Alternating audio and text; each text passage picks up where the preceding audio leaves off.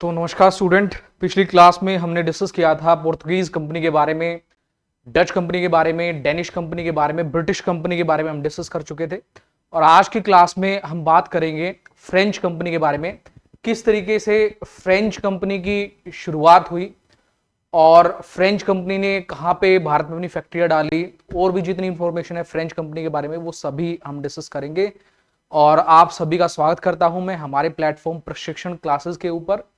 और जैसा कि आप मुझे जानते हैं भाई, मेरा नाम विक्रम सहरावत है और पिछले 8-9 साल से मैं पढ़ा रहा हूं।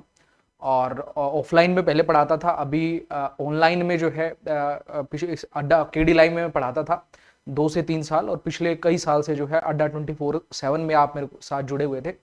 और अभी प्रशिक्षण क्लासेस में हम हिस्ट्री कंप्लीट करेंगे। पहले मॉडर्न हिस्ट्री कंप्लीट करेंगे, उसके बाद एंशिएंट एंड मेडिवल हिस्ट्री को हम कंप्लीट करेंगे। ठीक है, जो भी स्टूडेंट हमारे साथ नहीं जुड़े वो जल्दी से जुड़ जाएं। जिसने हमारी क्लास को लाइक शेयर नहीं किया है जल्दी से लाइक शेयर करें। और हम शुरुआत करते हैं अपने सेशन की। ठीक है, सबसे पहला क्वेश्चन कहता है भारत में फ्रेंच ईस्ट इंडिया कंपनी के संस्थापक कौन थे। ठीक है, भारत में फ्रेंच ईस्ट इंडिया कंपनी के संस्थापक कौन थे? कोलबर्ट थे, रॉबर्ट हुक थे, सूजी थे या स्मिथ थे? बताए भाई।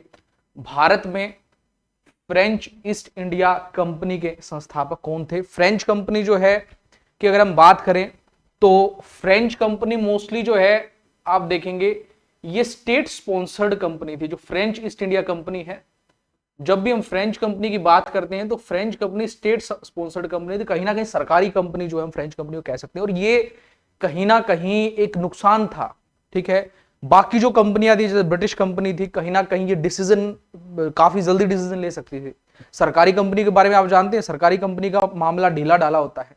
सरकारी कंपनी जो है बड़े ही लेट लतीफ काम करती है, उनके डिसीजन मेकिंग स्लो होती है। ठीक है, तो फ्रेंच कंपनी कहीं ना कहीं एक जो है आप देखेंगे स्टेट स्पॉन्सर्ड कंपनी थी।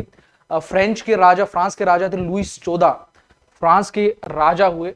ठीक है, फ्रांस के किंग हुए जिनका नाम था लुइस 14। लुइस जो है 10, 5 और 4, 14।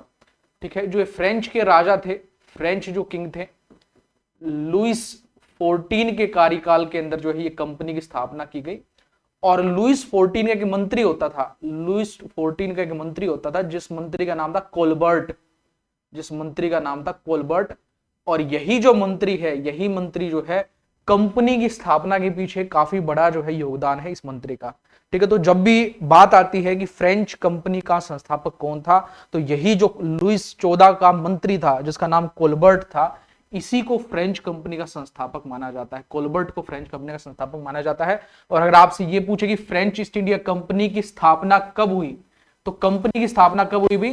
1664 में, 1664 में फ्रेंच ईस्ट इंडिया कंपनी की स्थापना हुई। उस टाइम पे फ्रांस का राजा लुइस 14 था जिसका मंत्री था कोलबर्ट, और यही कोलबर्ट जो मंत्री है वो फ्रेंच ईस्ट इंडिया कंपनी की स्थापना के पीछे जिम्मेदार है। फ्रेंच ईस्ट इंडिया कंपनी की स्थापना के पीछे यही कोलबर्ट जिम्मेदार है। ठीक है, आगे हम बात करते हैं। और इस कंपनी का नाम जो है कैंपने, ये जो है भाई इसको फ्रांस से बोलते हैं करीब करीब कैंपने फ्रैंकेस डिस इंडेस ओरिएंटल्स, ये असली नाम था इस फ्रेंच ईस्ट इंडिया कंपनी का। जो है अगर आपसे रियल नेम एग्जाम में पूछे तो this was the real name, ये फ्रांच कंपनी का रियल नाम था। अगला क्वेश्चन क्या था? कौन सा यूरोपीय व्यापारिक उद्देश्य के लिए भारत में अंतिम आए थे? यानी सबसे आखिर में कौन सी यूरोपियन कंपनी भारत के अंदर आई थी? सबसे आखिर में कौन सी यूरोपियन कंपनी भारत के अंदर आई थी? देखो भाई, सबसे पहले हमने डिस्कस किया, सबसे पहले पोर्तुगीज आए थे। पोर्तुगीज के बाद जो है कौन आए थे? डच आए थे। ठीक है, और पोर्तुगीज ने फैक्ट्री स्थापित कहां पर की? सबसे पहले इन्होंने अपनी फैक्ट्री स्थापित करी जो है कैलिकट के अंदर। डचों ने स्थापित करी मूसलीपट्टनम में। फिर ब्रिटिश ने जो है परमानेंट फैक्ट्री लगाई सूरत के अंदर। उसके बाद हम बात करते हैं डेनिश की। उसके बाद डेनिश आए। डेनिश ने फैक्ट्री कहां पर लगाई? डेनिश ने फैक्ट्री लगाई जो है त्रावणकोर के अंदर। और सबसे आखिर में भारत में कौन आते? सबसे आखिर में फ्रेंच कंपनी जो है सबसे आखिर में भारत में आती है। फ्रेंच कंपनी सबसे आखिर में भारत में आती है। और कई बार ये भी क्वेश्चन पूछ लेता है कि सबसे पहले आने वाले और सबसे आखिर में जाने वाले कौन थे। ठीक है, होता है ना शादी में एक ऐसा आदमी होता है जो सबसे पहले आता है और सबसे आखिर में जाता है। ठीक है, उन्हीं के बदौलत शादी का टेंट जो है वो खड़ा रहता है भाई। ठीक है, तो सबसे पहले आने वाले और सबसे आखिर में जाने वाले कौन थे?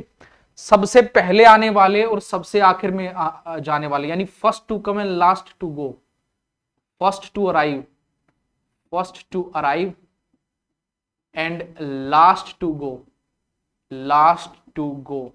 सबसे पहले भारत आने वाले, सबसे पहले भारत आने वाले और सबसे आखिर में भारत से जाने वाले कौन थे भाई? जो सबसे पहले, ऐसी कौन सी यूरोपियन कंपनी थी जो सबसे पहले भारत आई और सबसे आखिर में भारत से गई? ये क्वेश्चन भी एग्जाम में बहुत बार एसएससी के एग्जाम में पूछा गया है। तो कौन थे? पोर्तुगीज थे। कौन थे भाई? पोर्तुगीज थे। पोर्तुगीज जो कंपनी है वो सबसे पहले भारत में आई थी और सबसे आखिर में भारत से गई है। कब भारत में आई थी? 1498 में वास्को डी गामा के साथ ये भारत में आई। और ये कब भारत से गई? ये जो है 1961, आजादी के बाद जो है ये भारत से गई। ठीक है, आजादी के बाद आप यू देख लो 47 में देश आजाद हुआ था, तो करीब करीब जो है आप देख 47 से 61 तक जो है ये भारत के अंदर जो है आजादी के बाद भी भारत में रहे। ठीक है, और गोवा, दमन और दीव ये जगह थे जहां पर इनका आजादी के बाद भी इनका कब्जा था। ठीक है, गोवा, गोवा, दमन, दीव, गोवा, दमन और दीव जो आइलैंड है वहां पर इनका आजादी के बाद भी कब्जा था, लेकिन जो है 1961 में ये भारत से चले गए और ऑपरेशन विजय चलाया गया। याद रखना 1961 में जो एक ऑपरेशन चलाया गया था, ऑपरेशन विजय, पोर्तुगीज को भारत से खदेड़ने के लिए ऑपरेशन विजय चलाया गया था। और फादर ऑफ लिबरेशन, अगर आपसे पूछे father of liberation of Goa कौन है, अगर आपसे पूछे वो is the father of liberation of Goa, Goa को आजादी दिलवाने वाले पिता कौन है? Father of liberation of Goa, liberation of Goa अगर आपसे पूछे कौन है तो इनका नाम है टीबीडी कुन्हा। टीबीडी कुन्हा इनका नाम है, father of liberation of Goa, TBD Cunha. ठीक है, तो ये सारी इंफॉर्मेशन भैया एग्जाम में पूछी जाती है। तो सबसे आखिर में व्यापारिक उद्देश्य से भारत आने वाले सबसे अंतिम कौन थे? फ्रांस थे। सबसे अंतिम कौन थे? फ्रांस जो है वो सबसे अंतिम थे। आगे बढ़े, बताओ भाई, कहो तो बढ़ेंगे, नहीं तो नहीं बढ़ेंगे, यहीं पे बैठे रहेंगे। आगे बढ़ते हैं। अगला क्वेश्चन कहता है कि where did the France establish their factory in India? फ्रांसीसियों ने कहां पर भारत में फैक्ट्री स्थापित की? बताओ, फ्रांसीसियों ने कहां पर भारत में फैक्ट्री स्थापित करी? इन्होंने जो है मूसलीपट्टनम में, पुलिकत में, कोची के अंदर या सूरत में, कहां पर फ्रांसीसियों ने अपनी फैक्ट्री डाली? ठीक है, फ्रांस कंपनी की शुरुआत के बारे में पढ़ चुके हैं। अब हम बात करेंगे फैक्ट्री की। कहां पर फैक्ट्री डाली फ्रांसीसियों ने भारत में? अपनी फैक्ट्री कहां पर डाली? बताएं भाई, जल्दी जल्दी बताएं, कहां पर डाली? कई बार जो है ना ये बोर हो जाते मतलब हमारे सामने कोई होता नहीं है। ठीक है, जैसे ऑफलाइन में वाले टीचर जो है उनको मतलब उनके सामने स्टूडेंट होते हैं तो वो बात कर लेते हैं, हमारे सामने कोई नहीं होता, हमारे सामने बस एक हमारे गोल सा कैमरा है भाई। ठीक है, थोड़ा बहुत जो है उसी से फील ले लेते हैं। ठीक है, इसमें बुराई भी नहीं है। फ्रांसीसियों ने भारत में अपना पहला कारखाना कहां पर स्थापित किया? तो फ्रांसीसियों ने भारत में अपना पहला कारखाना जो है, बताओ भाई, कहां पर स्थापित किया? सूरत के अंदर, सूरत में अपना पहला कारखाना स्थापित किया। ठीक है, देखो फ्रेंच कंपनी की स्थापना कब हुई थी? फ्रेंच कंपनी की स्थापना मैंने आपको बताई, कंपनी की स्थापना कब हुई? तो फ्रेंच कंपनी की स्थापना हुई 1664 के अंदर, 1664 में। और पहली फैक्ट्री, फर्स्ट फैक्ट्री जो है इन्होंने कब डाली? पहली फैक्ट्री जो है इन्होंने स्थापित करी जो है सूरत के अंदर, सूरत में पहली फैक्ट्री स्थापित करी। कब स्थापित करी? 1668 के अंदर, 1668 में फैक्ट्री स्थापित की। ठीक है, अब भाई अगर आपसे पूछे कि इस फैक्ट्री के संस्थापक कौन थे, तो फ्रैंकोइस कैरोन नाम का एक फ्रांसीसी था जो अपने जो है एक बेड़े के साथ, जहाजों के बेड़े का नेतृत्व करते हुए जो है भारत पहुंचा था। इसी फ्रैंकोइस कैरोन को जो है 1668 में जो सूरत में फैक्ट्री डाली गई थी उसका संस्थापक माना जाता है। अगर आपसे पूछे तो सूरत में जो फैक्ट्री डली थी, कंपनी का जो संस्थापक है वो कोलबर्ट को माना जाता है, जो कंपनी का संस्थापक है वो कोलबर्ट को माना जाता है। जबकि जो फैक्ट्री 1668 में सूरत में डली, इसका जो संस्थापक है वो फ्रैंकोइस कैरोन, कैरोन को माना जाता है। ठीक है, आगे हम बात करते हैं, अगले क्वेश्चन की तरफ आगे बढ़ते हैं। थोड़ा सा पानी पी लिया जाए भाई। अगला क्वेश्चन आपकी स्क्रीन पे, 1 करोड़ रुपए का, अरे क्वेश्चन तो है ही नहीं भाई। हाँ, सूरत के बारे में कुछ इंफॉर्मेशन मैं आपको लिख के लेके आया था। देखो सूरत जो शहर है ना, उस टाइम पे भारत का बहुत ही इंपॉर्टेंट शहर बन गया था, मतलब व्यापार का हब बन गया था। जो भी कंपनी आती थी सूरत में, हर कंपनी की फैक्ट्री आपको देखने को मिलेगी। चाहे वो जो है आप देखेंगे पोर्तुगीज हैं, चाहे वो डच हैं, जो है डेनिश हैं, या आपके जो है ब्रिटिश हैं, फ्रांस है, सब जो है सूरत के अंदर जरूर आए। सूरत एक हब था। ठीक है, सूरत मुगल साम्राज्य का सबसे बड़ा बंदरगाह था उस टाइम पे, और हर कंपनी चाहती थी कि सूरत के अंदर व्यापार को कंट्रोल करना चाहती थी। ठीक है, सूरत के अंदर देश के बड़े बड़े व्यापारी रहते थे। आज भी सूरत में देश के बड़े बड़े व्यापारी रहते हैं। एक जो व्यापारी संगठन भी जो है वो सूरत के अंदर मौजूद था। ठीक है, सूरत की अगर बात करें तो सूरत की बात करें, सूरत मुगल साम्राज्य का एक बंदरगाह था और संसार का प्रमुख व्यापारिक केंद्र था। 1613 और 18 ईस्वी में यहां अंग्रेज और डच फैक्ट्रियों की स्थापना हुई। ठीक है, ये आप याद रखना। उसके बाद भाई कुछ यात्री हैं, फ्रांसीसी यात्री, उनका भी जिक्र है। थोबोनीट, बर्नियर, ट्रेवर्नियर फ्रांस के थे, जिन्होंने अपने देशवासियों को भारत के बारे में जानकारी दी। अतः कंपनी ने सूरत में अपनी फैक्ट्री स्थापित करने का निश्चय किया। इस हेतु अपने 2 प्रतिनिधि भेजे, जो मार्च 1666 के अंदर जो है सूरत में पहुंचे। ऐसा कहा जाता है कि जैसे भाई ये यात्री थे, इन्होंने भारत के बारे में बहुत सारी जानकारी दी। उसके बाद फ्रांस ने जो है अपने 2 जो है व्यक्तियों को फैक्ट्री डालने के लिए भेजा सूरत में। ठीक है, उसके बाद वही जो है ये ऐसा कहा जाता है कि इनको जो है कई सारी दिक्कतें आई, तो उसके बाद ये सूरत से आगरा पहुंचे। आगरा जो है जैसे हमारे अब नई दिल्ली है, वैसे आगरा राजनीति का केंद्र था। आगरा में जो है शहंशाह जहांगीर जो है वो बैठते थे। ठीक है, और मुगल साम्राज्य जो है, मुगल साम्राज्य का हब था आगरा। ठीक है, मुगल साम्राज्य का हब था आगरा। ठीक है, पहले जो है आप देखेंगे अकबर के टाइम पे जो है, अकबर के टाइम पे तो यूरोपियन कंपनी आना नहीं शुरू हुई। ठीक है, यूरोपियन जो आपकी पोर्तुगीज कंपनी थी वो अकबर के टाइम पे ही बनी थी, लेकिन उसके बाद जहांगीर आए, और उसके बाद आप देखेंगे जहांगीर के बाद जो है आपके जहांगीर के बाद जो है आपके जो है ये शाहजहां, औरंगजेब। ठीक है, इनके बारे में हम बात करेंगे बाद में। ठीक है, तो ये प्रतिनिधि सूरत में आगरा पहुंचे। उन्होंने लुईस 14वें के व्यक्तिगत पत्र को औरंगजेब उस टाइम पे गद्दी पे बैठा हुआ था, औरंगजेब को दिया। इन्हें सूरत में फैक्ट्री स्थापित करने की आज्ञा मिल गई। ठीक है, तो ये जो प्रतिनिधि पहुंचा था भाई फैक्ट्री डालने के पर्पज से, ये फिर सूरत से आगरा गया। वहां पर अब गद्दी पे कौन आ चुका था? औरंगजेब आ चुका था, और औरंगजेब से इन्होंने परमिशन मांगी। औरंगजेब ने सूरत में फैक्ट्री डालने की परमिशन दे दी, और उसके बाद जो है कंपनी ने कैरोन को सूरत भेजा, और इस प्रकार 1668 में भारत में सूरत के स्थान पर प्रथम फ्रेंच फैक्ट्री की स्थापना हुई। ठीक है, ये उस टाइम पे कुछ फोटोज हैं भाई, कुछ एनसीईआरटी से ली गई हैं। ठीक है, यहाँ पर जो है सूरत को डिपिक्ट किया गया है, किस तरीके से सूरत जो एक व्यापारिक हब था उस टाइम पे। आगे फिर हम बात करते हैं भारत में फ्रांसीसी मुख्यालय किस शहर में स्थित था। भारत में फ्रांसीसी मुख्यालय किस शहर में स्थित था? देखो भाई, एक जगह हर यूरोपियन कंपनी का हब एक जगह जरूर होगी। ठीक है, देखो जब भी हम जो है, अगर आप जाओगे तो गोवा की चर्च, गोवा के व्यक्ति और गोवा का जो कल्चर है वो पोर्तुगीज से इन्फ्लुएंस है। वहां पर पोर्तुगीज कल्चर आपको मिलेगा। ठीक है, कलकत्ता के अंदर जो है, और बॉम्बे के अंदर, मद्रास के अंदर आपको जो है ब्रिटिश की झलक मिलेगी। दिल्ली में भी ब्रिटिश की झलक मिलती है, अंग्रेजों की झलक मिलती है। ठीक है, तो ये पूछ रहा है कि फ्रांस का मुख्यालय कहां पर था? फ्रांस का मुख्यालय कहां पर था? ठीक है, आपको बताओ फ्रांसीसी मुख्यालय भारत में कहां स्थित था? भारत में फ्रांसीसी मुख्यालय कहां पर स्थित था? भारत में फ्रांसीसी मुख्यालय कहां पर स्थित था, ये आपको बताना है।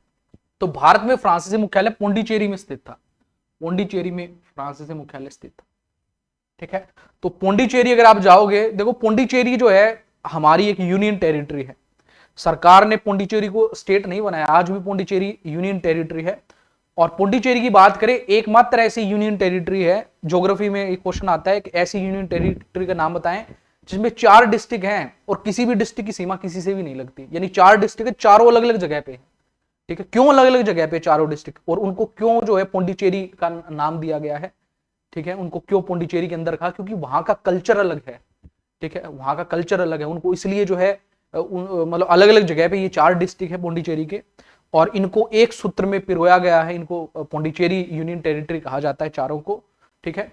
और ये चारों को क्यों पिरोया गया एक सूत्र में, क्योंकि यहाँ का कल्चर एक जैसा है। यहाँ पर कहीं ना कहीं फ्रांसीसी हमें जो है झलक मिलती है इन क्षेत्रों के अंदर, ठीक है। तो पौंडीचेरी की अगर बात करें तो भारत में फ्रांसीसियों का मुख्यालय पौंडीचेरी के अंदर था, ठीक है। देखो भाई, सबसे पहले चंद्रनगर को इन्होंने डेवलप किया, ठीक है। चंद्रनगर बंगाल के अंदर मौजूद था, तो बंगाल में इनकी फैक्ट्री कहां पर थी, बंगाल में फ्रांसीसियों की फैक्ट्री चंद्रनगर के अंदर थी, ठीक है। 1673 के अंदर जो है शाइस्ता खां, जो उस टाइम पे मुगल सूबेदार थे बंगाल के, उनसे परमिशन ली गई और चंद्रनगर जो है कलकत्ता के नजदीक जो है चंद्रनगर को डेवलप किया गया, ठीक है। 1673 में चंद्रनगर को डेवलप किया गया और उसके बाद जो है मतलब चंद्रनगर की परमिशन मिली, और 1674 के अंदर जो है आप देखेंगे पौंडीचेरी, 1674 में पौंडीचेरी, ठीक है। पौंडीचेरी की परमिशन किससे ली, बीजापुर सुल्तान का एक गवर्नर होता था, ठीक है, जिसका नाम था जो है शेर खान लोदी, इससे परमिशन ली गई, ठीक है। और ये परमिशन फ्रैंकोइस मार्टिन को मिल गई और उसके बाद जो है पौंडीचेरी को जो है स्थापित किया गया 1674 में। तो 1673 में चंद्रनगर इन्होंने डेवलप किया और 1674 में जो है पौंडीचेरी का नंबर आया, ठीक है। ये दो बड़े हब थे और सबसे बड़ा जो मुख्यालय जो फ्रांसीसियों का था वो पौंडीचेरी था। वो कौन सा था, पौंडीचेरी था, ठीक है।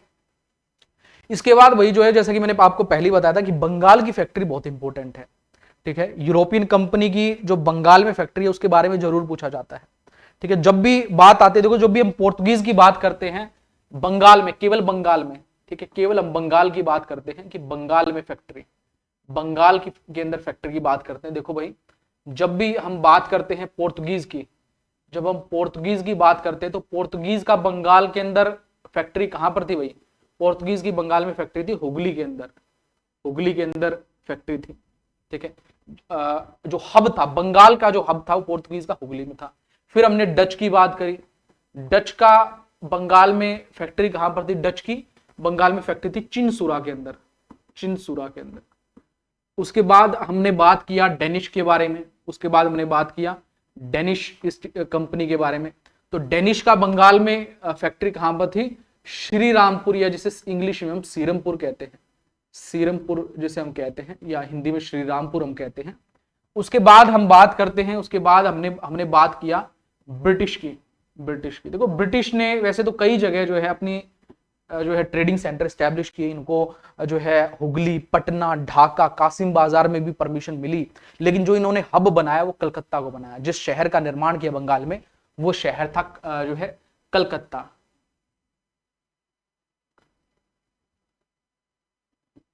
कलकत्ता शहर का जो है इन्होंने निर्माण किया, ठीक है।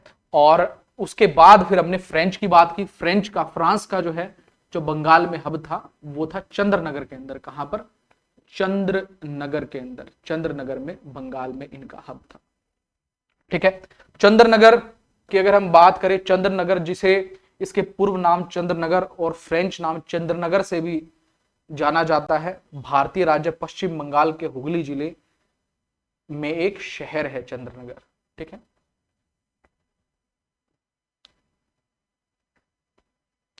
आगे फिर हम बात करते हैं पौंडीचेरी के फ्रांसीसी गवर्नर कौन थे, फ्रांसीसी कंपनी को जिसने शक्तिशाली बनाने का प्रयास किया, ठीक है। क्वेश्चन कहता है वो was the French governor of Pondicherry who tried to make the French company as a powerful company. किस फ्रांसीसी कंपनी के गवर्नर ने फ्रांसीसी कंपनी को सबसे शक्तिशाली कंपनी बना दिया, बताओ भाई।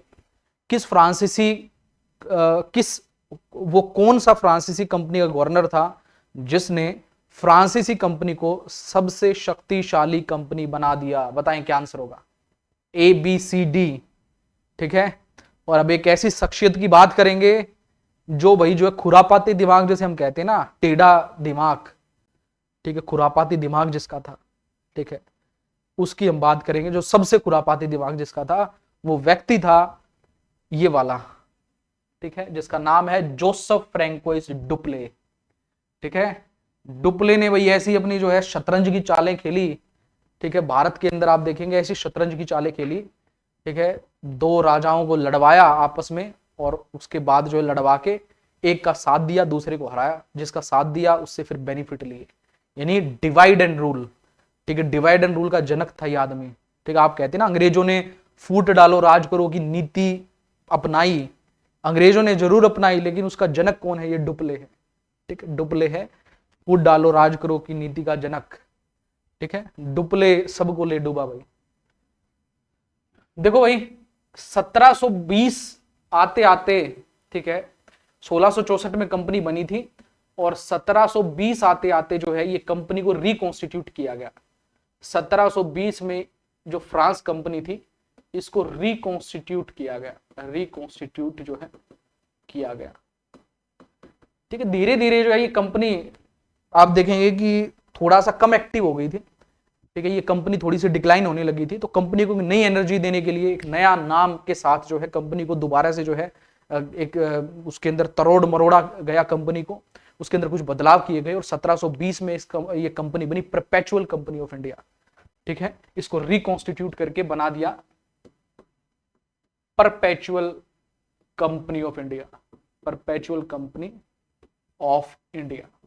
ठीक है, उसके बाद आगे बढ़ते हैं समय में और थोड़ा सा आगे जाते हैं भाई, समय की चक्कर को थोड़ा सा और घुमा देते हैं समय के पहिए को, और 1720 से लेकर 1740 के बीच में दो गवर्नर रहे भाई, दो गवर्नर रहे। एक गवर्नर का नाम था लुनियर, LUNOIR, और दूसरे का नाम था डुमास। ठीक है, लुनियर और डुमास के जब गवर्नर थे फ्रांसीसी कंपनी के, तो इनके टाइम पे कुछ बड़ी घटनाएं हुई, और जो पौंडीचेरी जो है वो तो इनके जो है इन्होंने हब बना ही रखा था। कराईकल, माहे और यनम, यहां पर भी जो है कहीं ना कहीं जो है इनको एक बड़ी जो है सफलता हासिल हुई। ठीक है, तो लुनियर और डुमास के टाइम पे, लुनियर और डुमास के टाइम पे आप देखेंगे यनम, कराईकल और माहे, माहे यहां पर जो है बड़ी जीत जो है इनको हासिल हुई। ठीक है, तो यनम, कराईकल और माहे में भी जो है इनके ट्रेडिंग सेंटर हो गए। ठीक है, और कहीं ना कहीं जो है इन्होंने अपना एक बड़े जो है अपना एक बड़ी सेटलमेंट जो है वो इस्टेब्लिश करी। ठीक है, उसके बाद हम बात करते हैं 1742 में। ये व्यक्ति जो है, ये व्यक्ति 1742 में, जिसका नाम डुप्ले था, ये 1742 में डुप्ले एंट्री करता है, डुप्ले गवर्नर बनता है 1742 के अंदर। डुप्ले के इतिहास की अगर हम बात करें तो भाई डुप्ले का इतिहास भी बड़ा इंटरेस्टिंग है। ये पौंडीचेरी में एक बड़ा एक अधिकारी बन के जो है पौंडीचेरी में आया था, पिताजी ने जो है सिफारिश लगा दी, और ये सबसे पहले पौंडीचेरी का जो है एक अधिकारी के रूप में इसकी नियुक्ति हुई। इसके बाद भाई इसने बड़ा प्राइवेट ट्रेड किया। ठीक है, यानी सरकारी नौकरी पे तो था ही, ठीक है, यानी कंपनी की नौकरी पे तो था ही, साथ ही साथ जो अपना भी व्यापार पैरेलली करता रहा। ठीक है, एक सेकंड जो है अपना व्यापार चलाता रहा और बहुत इसने पैसा कमाया। ठीक है, साथ ही साथ जो है आप देखेंगे ये प्राइवेट व्यापार भी, ये जो है प्राइवेट ट्रेड भी जो है इसने किया, और जो प्राइवेट ट्रेड इसने किया साथ ही साथ तो भाई कंपनी ने इसके ऊपर क्या कर दिया, केस कर दिया कि भाई तू बड़ा आदमी, हम तेरे को तनख्वाह देते हैं और तू अपना जो बिजनेस शुरू किया हुआ है। तो इसके ऊपर केस किया गया और ये केस जीत गया भाई, डुप्ले केस जीत गया।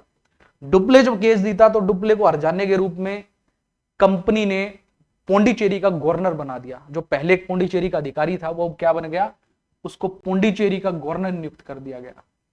पौंडीचेरी का गवर्नर इसको जो है नियुक्त कर दिया गया, और उसके बाद भाई देखते ही देखते दिन दोगुनी रात चौगुनी उन्नति इसने करी, बढ़िया प्रदर्शन किया। उसके बाद जो है इसको, ठीक है, भारत में फ्रांस का गवर्नर, भारत में फ्रांस गवर्नर जो है इसको नियुक्त किया डुप्ले को। कब किया गया ये किया गया 1742 में, ये जो है इसको नियुक्त किया गया भारत में फ्रांस का गवर्नर। ठीक है, डुप्ले का दिमाग भाई बड़ा खुरापाती था।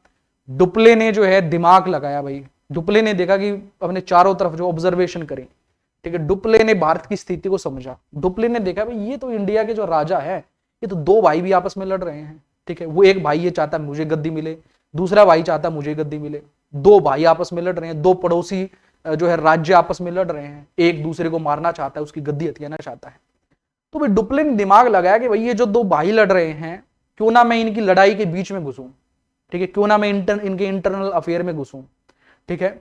तो डुप्ले जो है उनके लड़ाई के अंदर, उसके अंदर शामिल हो गया, ठीक है। जो दो भाइयों की मान लो गद्दी के लिए लड़ाई हो रही है, तो एक भाई को बोला कि भाई मैं तेरा साथ दूंगा, मैं तेरा साथ दूंगा, मेरी जो थोड़ी बहुत सेना है सब कुछ तेरे लिए है, मेरा पैसा, मेरा तन, मेरा धन, मेरा मन, सब कुछ तेरे लिए है, ठीक है। मैं तुझे जितवाऊंगा, तेरे भाई को हम मार देंगे, उसको गद्दी से हटा देंगे, मैं तुझे जो है गद्दी दिलवाऊंगा, गद्दी का असली अधिकारी तू है।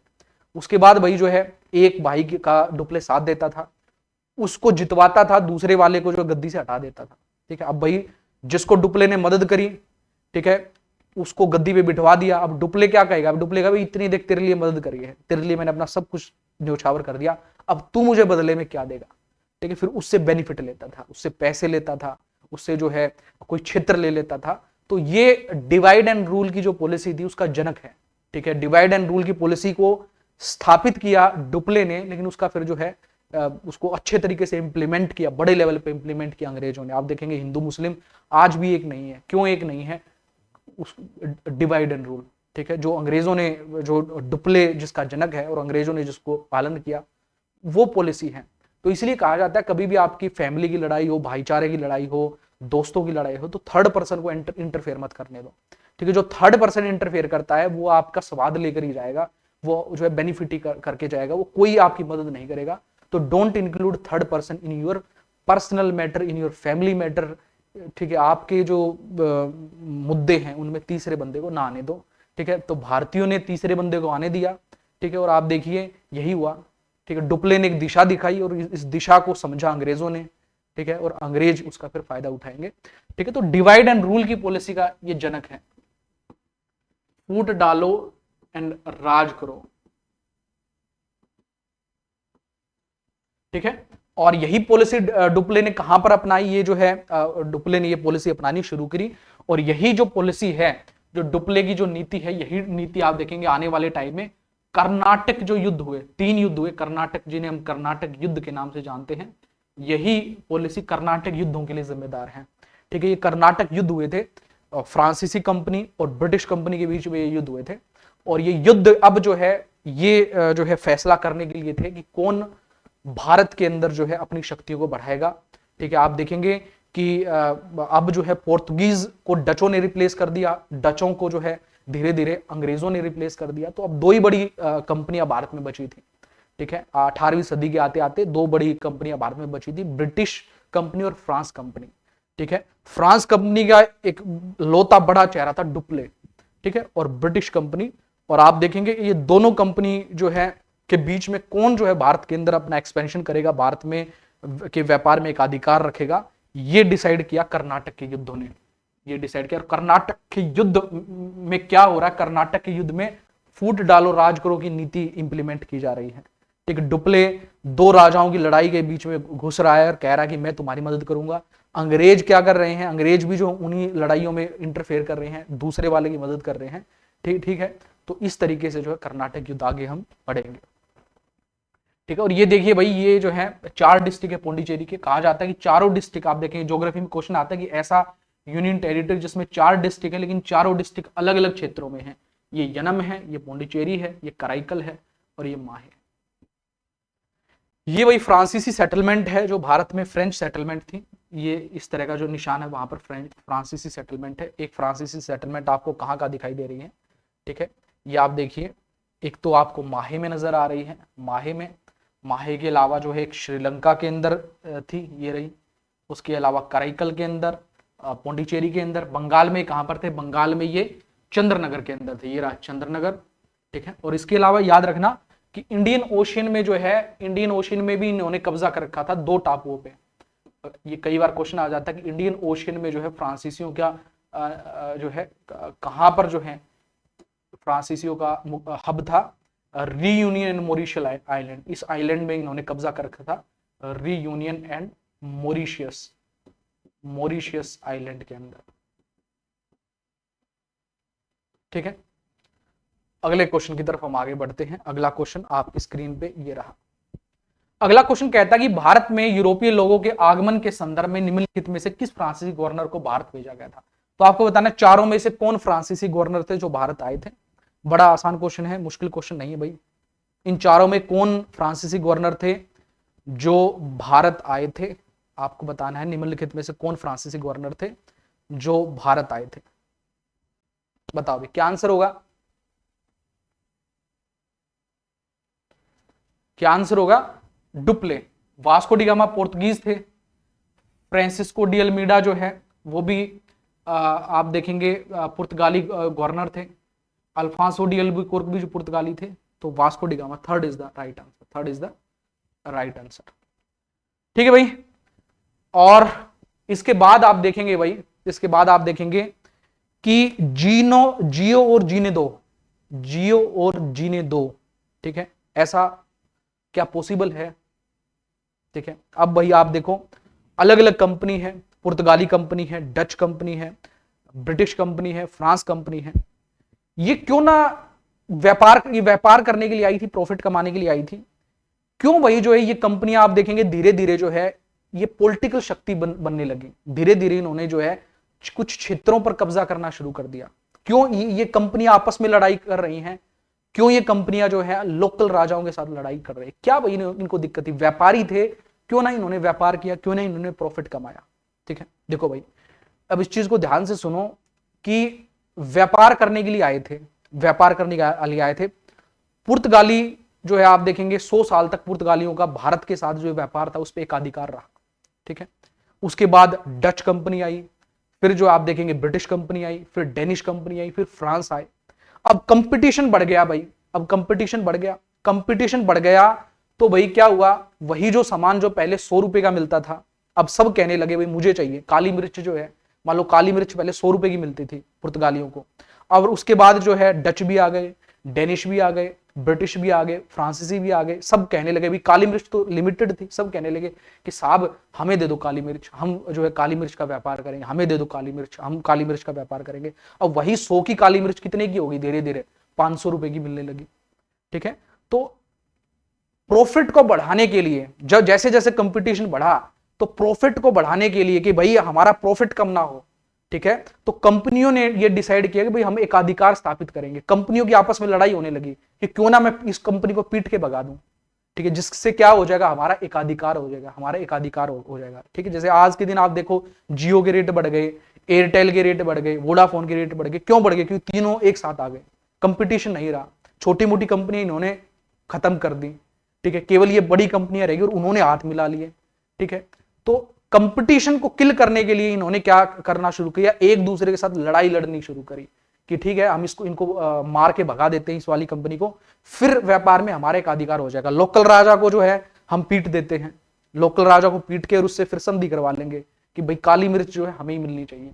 तो इस तरीके से जो है क्या हो जाएगा, हमारा एकाधिकार जो है व्यापार में हो जाएगा। तो सोचा तो यही था कि हमारा एकाधिकार हो जाएगा व्यापार में, हम लड़ाई लड़ेंगे। लेकिन क्या हुआ, धीरे धीरे जो है इन्होंने लड़ाई लड़ी और इन्होंने ये पाया कि भाई लोकल राजा जैसे दिखते हैं ना वैसे है नहीं, अंदर से बिल्कुल खोखले हैं।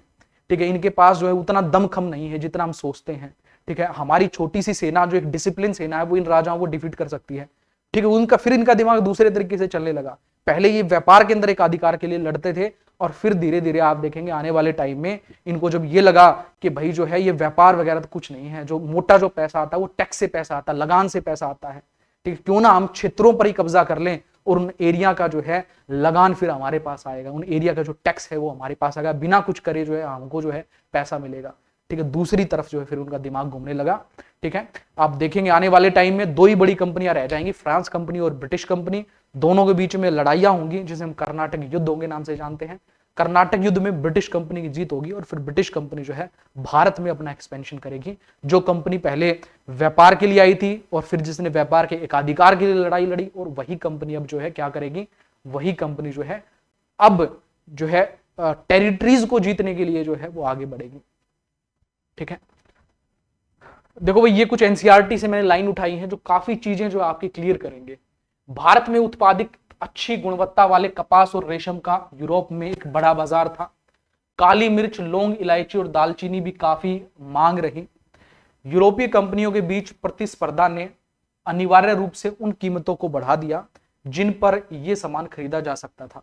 और इससे अर्जित होने वाले मुनाफे में कमी आई। व्यापारिक कंपनियों के फलने फूलने का एकमात्र तरीका प्रतिद्वंदी प्रतिस्पर्धाओं को खत्म करना था। इसलिए बाजारों को सुरक्षित करने की ललक ने व्यापारिक कंपनियों के बीच भयंकर लड़ाई को जन्म दिया। ठीक है, तो इसी के साथ वही जो है एडवेंट ऑफ यूरोपियन हमारा खत्म हुआ। हमने Portuguese company, Dutch company, Danish company, ठीक है, और ब्रिटिश कंपनी, फ्रेंच कंपनी के बारे में हमने डिस्कस किया। अगली क्लास में हम कर्नाटक युद्धों के बारे में डिस्कस करेंगे।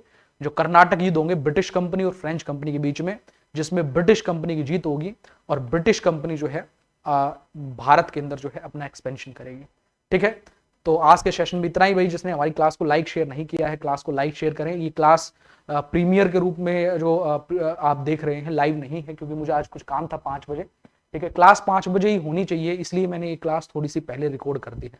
ठीक है भाई, और आप लाइक करें, शेयर करें। जितना आप शेयर करेंगे, जितने स्टूडेंट हमारे साथ जुड़ेंगे, उतना हमारा मोटिवेशन बढ़ता है, हमारे हमको खुशी मिलती है भाई एक टीचर को। जब टीचर लाइक्स देखता है, जब टीचर जो है, कोई पैसे नहीं मिलते लाइक्स के, या ज्यादा स्टूडेंट हमें देखते उसके कोई पैसे नहीं मिलते, लेकिन जो वो ज्यादा स्टूडेंट हमारे से जुड़ते हैं, हमारे अंदर से एक मोटिवेशन होता है और अधिक जो है मेहनत करने का, और अधिक जो है रिसर्च करने का, और अधिक अच्छे से आपको समझाने का। ठीक है, thank you, take care, bye bye.